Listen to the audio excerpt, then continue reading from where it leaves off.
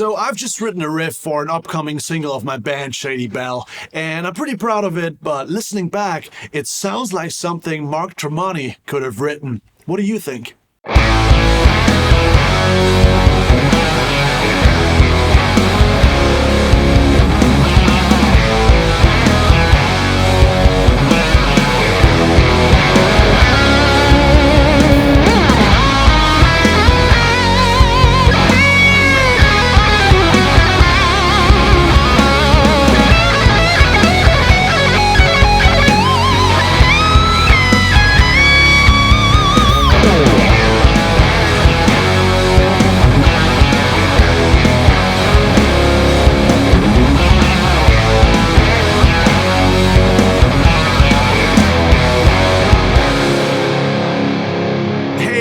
We're back with another video and another riff. Let's make a deal here. I'm gonna show you how to play this riff and how I came up with it, and you're gonna tell me in the comments, is that something Mark Tremonti could have written, and is that something Mark Tremonti would approve? Let me know in the comments. Is that a deal?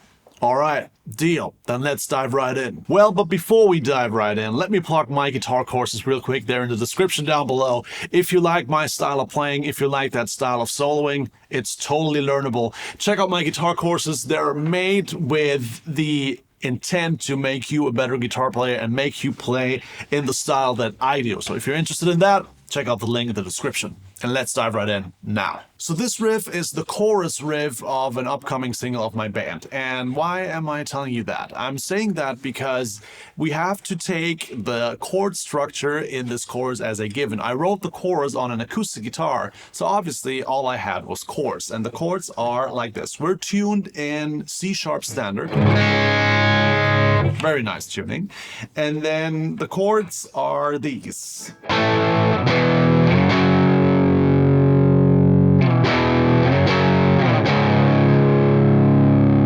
That's pretty much how the entire chorus goes. So we have to take that as a given. And that is the situation I'm in often. I write a song on an acoustic guitar, have a vocal line for that in mind already, so the chords are pretty much fixed. I can't change anything about that at a certain point. So I have to make a riff out of a chord progression, and that's exactly what I did here. And within 3 steps, I turned this chord progression from a chord progression into an actual riff. So let's look at the chords that we have here. The first thing that I'm noticing is the chord progression sounds tough, but it lacks melody. And especially in a chorus, you want to have a cool melody going. So what I did was I added the major 7 on the, what would that be, an A chord? I think it's better to give you the frets, so that's 3, 5, 4, which would be a major 7. And why did I take the major 7 to spice up this chord? It was because the major 7 actually works in all the following chords of this chorus. See, that's a major 7. When we go to the, it turns into the major 3rd.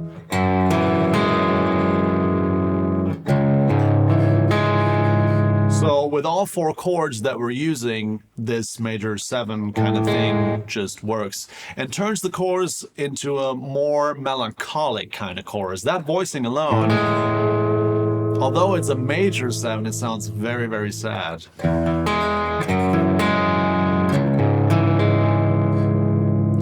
So that's the first step, but how do you weave that into the chords so it actually flows well? That was my next challenge. So what I did was I added a bend. That's my bend. And then I actually let that major 7 roll into the next chord already.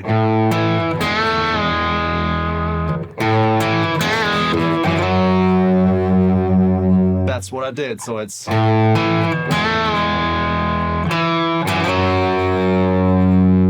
all of a sudden you have a cool little intro into that riff. And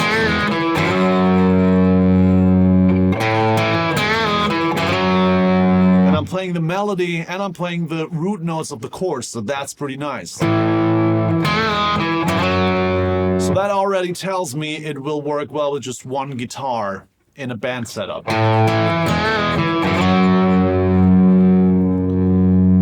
And then the second step, I added some nines to the other chords. Before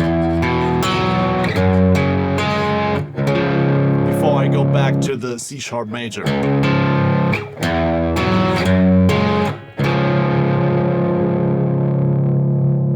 But since there's so little space to do that, I had to do this.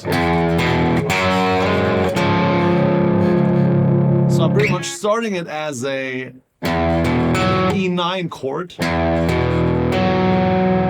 but I'm changing to the A, but I'm using the open A string to switch to the next chord.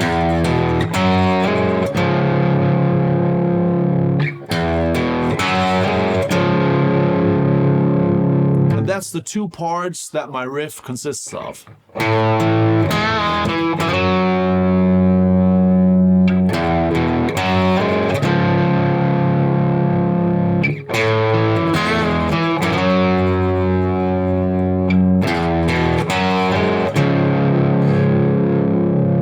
So now all of a sudden we're going from to, and we're going from to.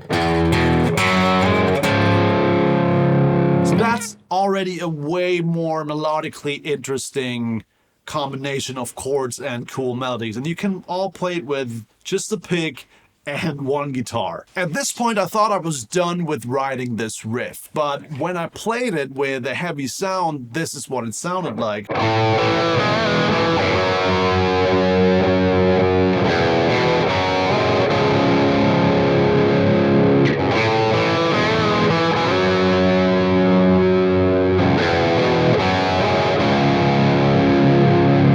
And do you hear what I'm hearing? I'm hearing that it sounds a little bit empty in the spaces where we wait for the next part of the riff. So every time we're hitting,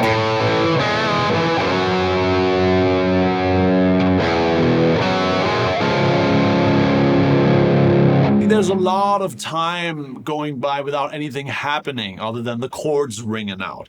So I had to come up with a couple cool runs to fill in some blank spots here. That's exactly what I did. So the first one I did was this one.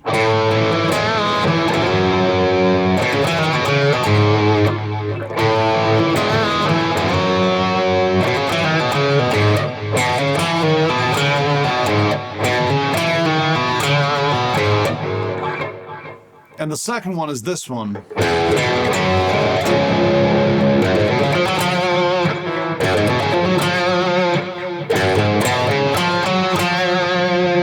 So, all combined, it sounds like this.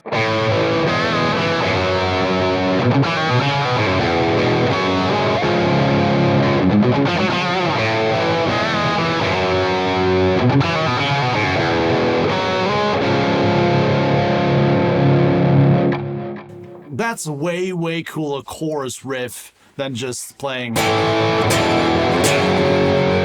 at least in my opinion. But now, why does that remind me of Mark Tremonti / Alter Bridge so much? I hope by this point you have already commented in the comment section if it sounds like Mark Tremonti and if Tremonti would approve of this riff. It sounds a little bit like the first Alter Bridge album, or like some of the riffs in his solo project Tremonti, where whenever there's a wide space with a halftime, just like the chorus that we're having here, where there's a halftime going, there's a lot of space to fill, he would come up with these.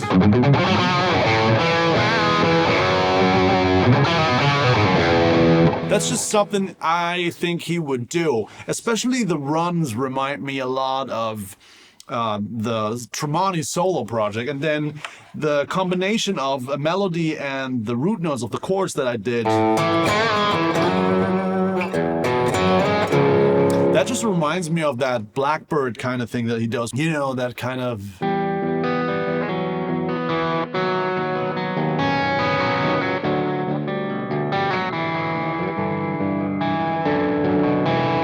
It reminds me of that, with the exception that the Tremonti riffs are far more legendary than anything that I could ever write. So now, if you want to know how that riff will sound in the final song with vocals on top of it in the final mixed track, it's probably best to follow my band Shady BELLE on Instagram and follow it on Spotify, because we have 3 tracks out already and they're all pretty riffy. So if you're a fan of that style of playing, you will like the music of my band. I hope you get something out of my riff writing approach that you can use for yourself when you're writing riffs, because I think it's easy to start a riff just with a blank sheet of paper, but having chords already and having a given structure, it makes it a lot tougher sometimes to come up with cool melodic guitar stuff that just doesn't sound stale or stock, you know.